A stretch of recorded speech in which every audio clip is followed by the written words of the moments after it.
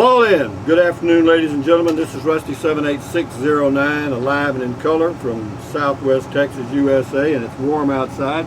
It's about 80 degrees. I'm running the generator and running the air conditioner. Everything's copacetic. It's about 77 degrees inside. I have the fan on. You can hear the fan, the AC, but you can't hear the generator. Why? Because this thing's too damn loud. But anyway, enough said about that.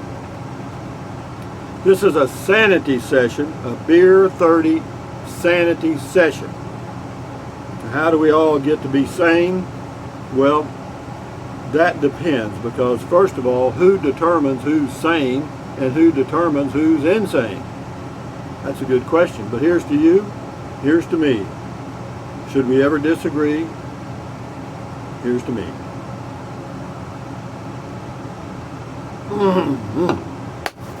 You know, I noticed that one's getting a little low. So be that as it may, what I want to touch on today, which I think might be interesting and it'll damn sure be relaxing. This will not challenge your mind at all, which is what I hope to do in any sanity session. We want to relax, chill out, hit that Budweiser or Bud or whatever you do. You don't have to drink beer or any alcoholic beverage during this video. You can do anything the hell you please, because you're in charge of you. But anyway, can you remember when, or the first time that you rode on an escalator? I can. Teacher, I can. You remember you had to raise your hand and the teacher would say, "Okay, Tommy." And Tommy's way the hell over there and you're going, "Okay, Jane," and you're going, "Damn it, teacher." Anyway, enough said. First time I rode on an escalator was probably 55, 57 in there, 10 to 12 years old, because they built a store, or had a store, in San Antonio, Texas called Joski's, downtown San Antonio, Texas. Great place to go shopping, high quality merchandise, or kind of upscale, you know what I mean, and or semi. And but anyway, why'd we go there? I have no clue, because we never bought anything, hardly. But having said that, they had an escalator, and you could ride it up, and then you could ride it down, and then you could ride it up, and then you could ride it down. Guess who did that about 5,000 times? Me. Why? I was so fascinated by it, because the steps started out like this, and then right at the end they folded down and then went around, up, down. And I thought, man, that is the neatest crap in the world, you know what I mean? So my mouth's getting dry thinking about all of that daring. You realize how daring it was for me to get on an escalator? I had to watch people get on it, because it was just me. My sisters were off somewhere, my brother was off somewhere, my parents were somewhere, or else I just went on my own. Probably that's the case. But having said that, I had to watch people get on it, because I thought, those steps are moving. Anyway, enough said. But anyway, I calculated it correctly, and I only fell down 5 times. But I did manage to get up, get back on the step, and get back in the race. So that's the escalator story. Now the next time, this is a little bit moving forward, because I have to tell you, this occurred, when is the first time you rode in an elevator that went up more than 3 floors? Well, I can remember mine real easy. When I graduated from St. Mary's University in 1972, I was, 27 years old or whatever it was. Yeah, 27. I said 3 floors. There's a reason for that. There were some elevators that went up 2 floors, enough said. But 3 floors or more. So this was like 1972. I was 27 years old, and I graduated from St. Mary's University with a degree in accounting, and I did well. I was in the top quarter of my class, and so I got interviewed by some really high-powered companies, and particularly since I had a working background. I had worked my way through college pretty much, and yeah, they were impressed by that.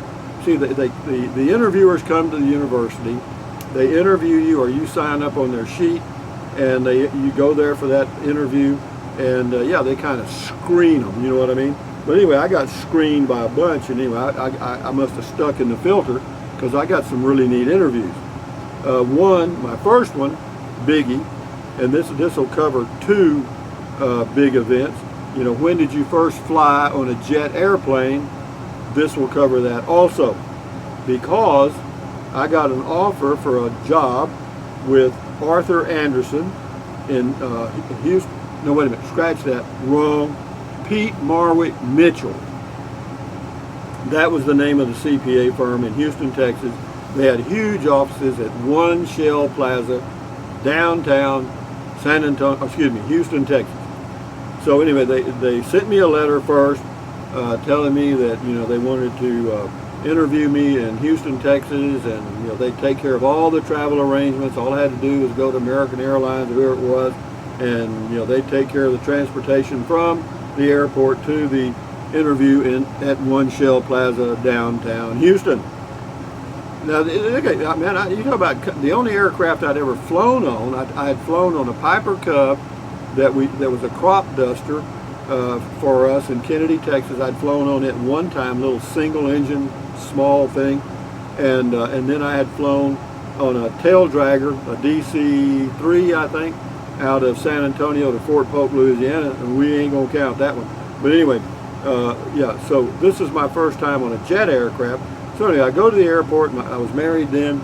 My wife dropped me off at the airport. I go in, of course, and do just like that. Man, I had that letter with me right here. And it also had an itinerary, a date, a schedule showing the, you know, pictures of the person you were going to interview and what time and what the day's schedule was going to be.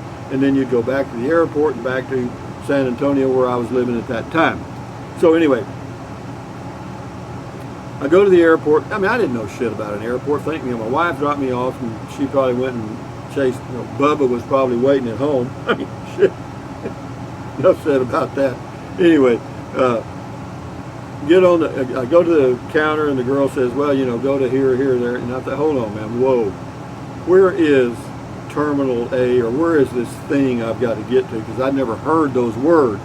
So anyway, basically, she came out from behind the counter, got somebody else to cover, and she took me by my little country-ass hand and took me to where I needed to be to catch the airplane to Houston, Texas. And it wasn't a very long flight, maybe an hour or less. I don't know, you know, pretty quick. But anyway, yeah, I was fascinated. I got some, I don't know, I think I got a sandwich or something, because back then they had that stuff. And yeah, I was sitting by the window, boy, doing. Yeah, I took it all in, man. I absorbed it like a sponge, you know. A jet, get out of here, you know. So there I was on a jet aircraft, and flew to Houston, landed at the airport. And I didn't know what the hell to do. I had no clue. So I get to the airport, and I remember they said there'd be a person there with a sign that said Pete Marwick, okay? And sure enough, I came off the aircraft, and there was a guy there with a sign that said Pete Marwick. So I go over, and he said, are you Rusty or whatever? And I said, yeah. And he said, well, come with me, and we'll get in the car and go downtown. So anyway, we go out, and we get in this limo, believe it or not. And it was just him and me, and, you know, the driver. And so I was impressed. I was very impressed.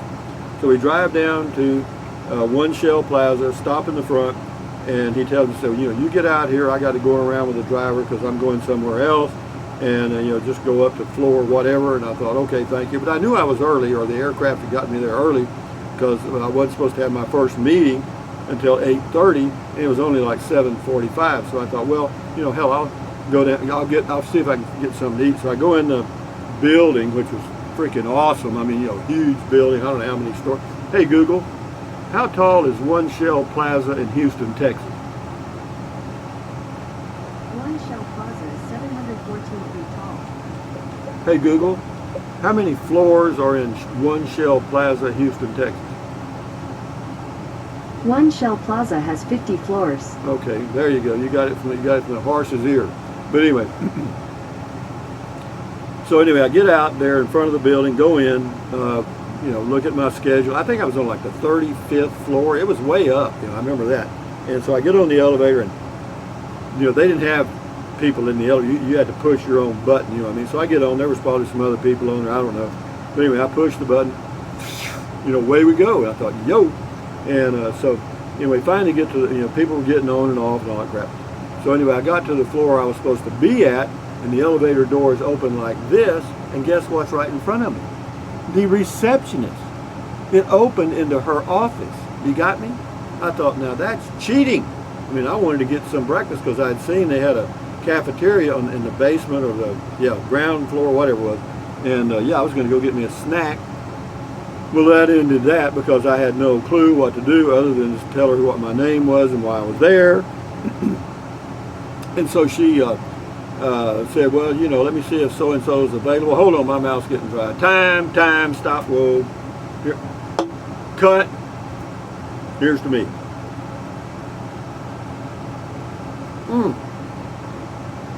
It's empty. Can you imagine? So therefore, this beer is defective because I only drank one swaller and it's gone. However, always have backup. Here's to you, boys and girls.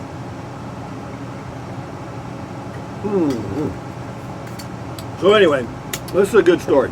So anyway, the receptionist calls this individual, and the guy says, yeah, I'm not doing anything, send him on around. So sure enough, I started my day right then. I had to meet with, I think, 2 people that morning.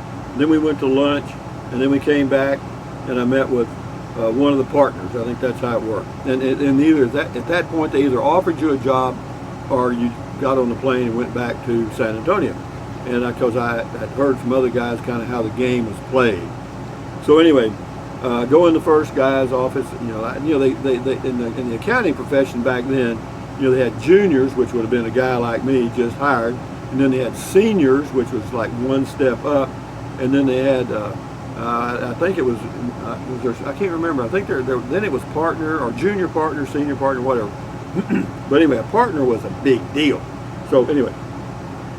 And a senior was a big deal too if you ever worked for him.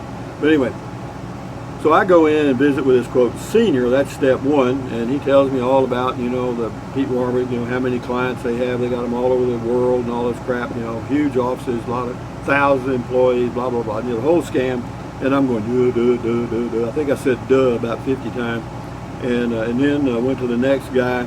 And we visited a while, don't remember the discussion. Asked a lot of questions about my background, the usual interview stuff. And I had no canned answers, none. That first interview I'd ever had in my life, all right, like this, for sure.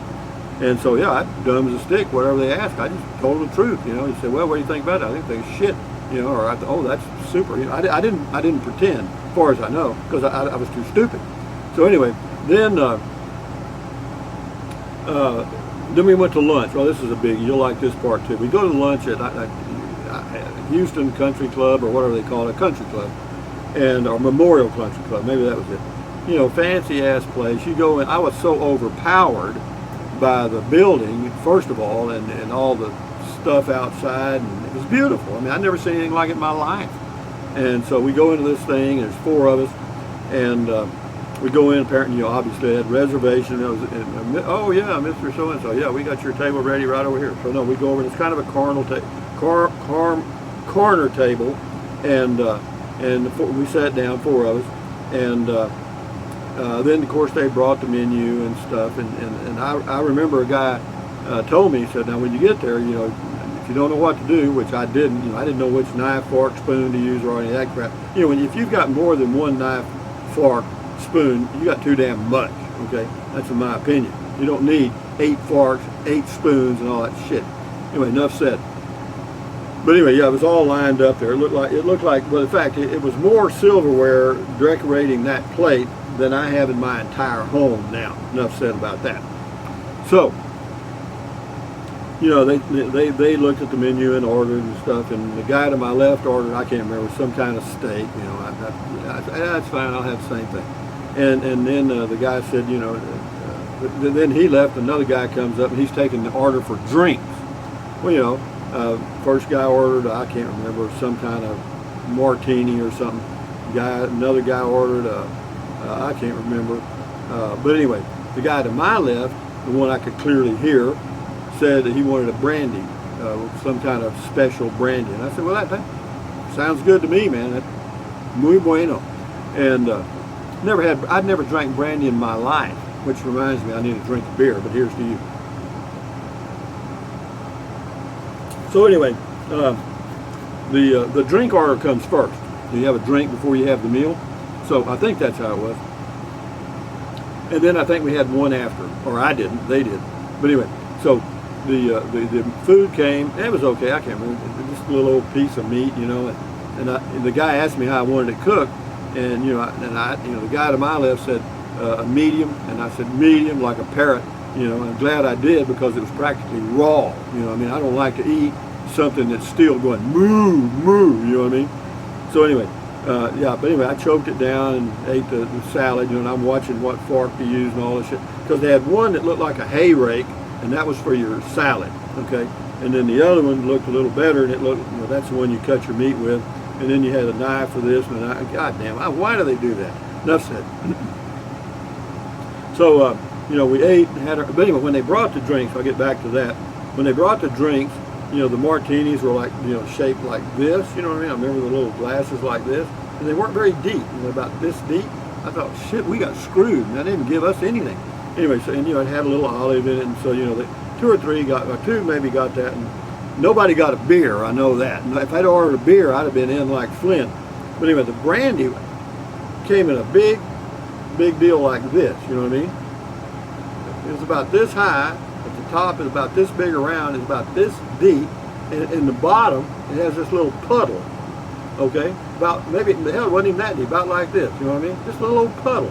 And I thought, boy, did we get screwed, you know? Come on, guy, you know? But anyway, the guy to my left didn't bitch, so I didn't bitch either.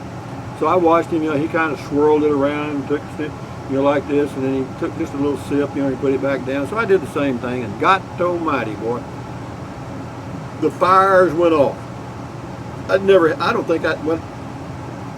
I'd never had any brandy, but anyway, I could point to where it was every second. Well, here it is, right here. It's moving on down. Oh, it's right in here. You know what I mean? It was a fire. I was drinking liquid fire. So anyway, that old guy, anyway, I was watching him. I didn't want to just chunk it down and get it over with, you know, put it out of its misery, so to speak.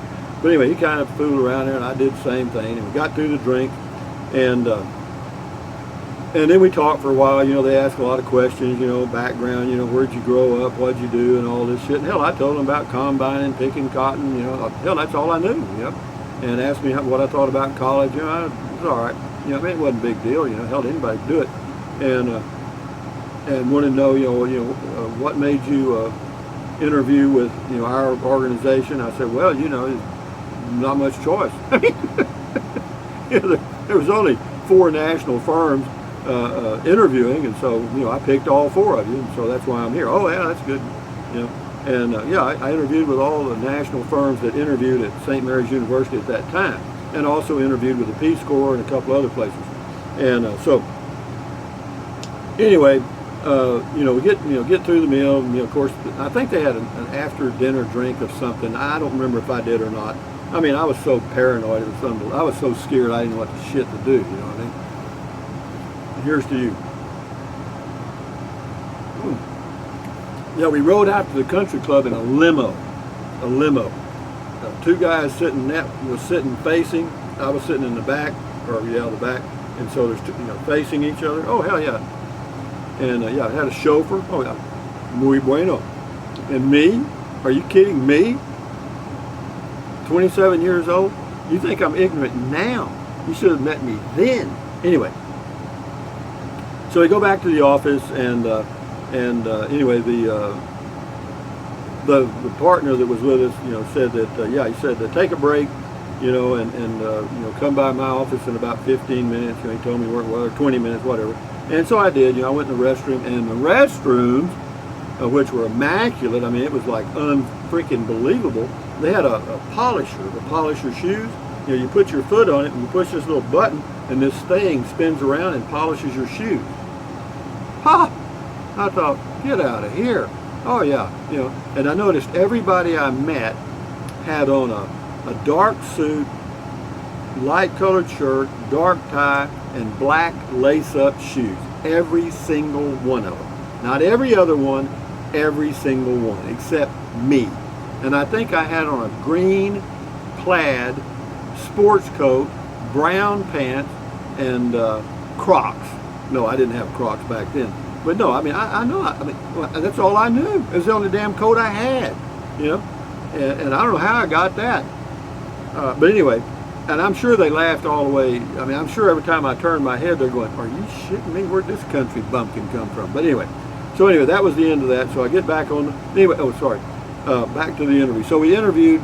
Took about half an hour approximately. I'm sure he was watching his watch. But anyway, he said, okay, he said, we're going to make you an offer, and here's the amount, $1,175 a month, and that was in 1972. Now, in 1972, if you had a job making $600 a month, you were making damn good money. 800? Wow. 1,000? Are you shitting me? Anyway. So anyway, he said, we'll confirm all this in writing. He said, by the way, let me come up, let me show you. So we walk over to this huge window, I mean, overlooking the whole city of Houston, Texas, the whole area. And he says, he looked out there and he said, now, you see this area over here? You know, he's kind of pointing out there, and I'm going, shit, that's all it is to me is buildings and houses. And, you know, I'm looking like I'm seeing something. And he said, you see this over? I said, yeah, I see it. I said, yeah, I kind of see it, I guess. I didn't see shit. Anyway. He said, well, that's where our people live. You got me? Our people live. And I'm thinking, your people live? What is this, a religion or what? It was worse than a religion. Anyway, so, yeah. And so anyway, short story long, or long story short, you know, that was the end of that. Got back in, they took me back to the airport, got on the airplane again, back to San Antonio. And by now I'm a pro, you know, I mean, I know all this shit about flying now. Put me on an elevator now, you know what I mean? I got it. But anyway, that was that, you know, and then of course I had another interview in New York with Texaco, and that was another adventure. The only difference there was the building was taller, it's crowded. I remember coming from the airport, a lot of traffic, and that's about it, you know. Yeah, but you know, people don't realize how ignorant people, you know, like people that are coming into a city from the country, how ignorant they are of the city ways. You know, that hell, I didn't know anything, and I still don't. But anyway, that's the elevator story and flying on a jet plane for the first time story. And yeah, that was no, I'll never forget that. I'll never forget that. I will never forget that, boy. That trip to the country club might have seemed like it was 1 second. You know what I mean? Like, boom, we were there. Boom, we're sitting at a table. Boom, we're getting up. Boom, you know? I mean, it was like a flash. But the fact that they'd offered me all that money, the question is did I take the job? The answer is no. Why? Because I was working at a local firm in San Antonio called Rackay and Harris, which had later on was bought out by Seidman and Seidman, which was a Big 8 or Big 6, whatever they call it, a national firm. And I worked, and anyway, I went back, and the senior partner back then was named Robert Rackay, I think, the French guy. Anyway, I liked him. It was a laid back deal, you know what I mean? We had a lot of local clients, you know, and anyway, he said, well, you know, we'd like to make you an offer. You know, we know you've probably had a better offer somewhere else, but you know, we'll do the best we can. And if you choose to stay, that's up to you. Anyway, they offered me $775 a month, and I took it. Why? I didn't want to live in Houston, Texas. San Antonio at that time wasn't too bad, but you know, we had a small home on the Nacogdoches Road, you know, North Nacogdoches Road, kind of on the edge of town, and then once I went to work full time and getting all that money, I a year later built a home in what's called the Woods of Charbonneau, which is out off Interstate 10. And no, it was okay. I mean, I was making more money than I'd ever thought I'd make in my life, and it got better. Went up like a jet plane. Yeah, it did. And yeah, but be that as it may, for those of you that have never ridden on an elevator, here's to you. Here's to you people that have never been on an elevator, both of you. And for those of you that have never ridden on an escalator, well, what you can do is find some stairs and go up and down them. Okay, same thing. You know, it works about the same, only they don't fold flat. You know, you don't have to worry about falling. So anyway, having said that, guys, I hope you enjoy your day and enjoy your weekend. This is Rusty78609 saying thumbs up. Maintain your sanity. Thumbs up, carpe diem, adios, bye, buy anything you want. Use the Amazon link if you choose to, no problem if you don't. Enjoy your life, man, and every now and then if you choose to have a toddy, well, do it. And yeah, and you know, just remember, when you look in the mirror and you say that you're the biggest fool there ever was, you aren't. This is me. Can you imagine me in an elevator in Houston, Texas, 27 years old? You got me? I'm not 19, 15, or not 19 or 15 or whatever. 27. You know, that first time I ever been that much far in an elevator in my life. But anyway, so when you think you've been a fool or done some stupid things, old Dad has probably got you beat. But anyway, maintain your sanity, enjoy your life, adios amigos, thumbs up, all that stuff, and stand guard at the door of your mind. Enjoy your weekend and whatever. Enjoy your life. Bye-bye.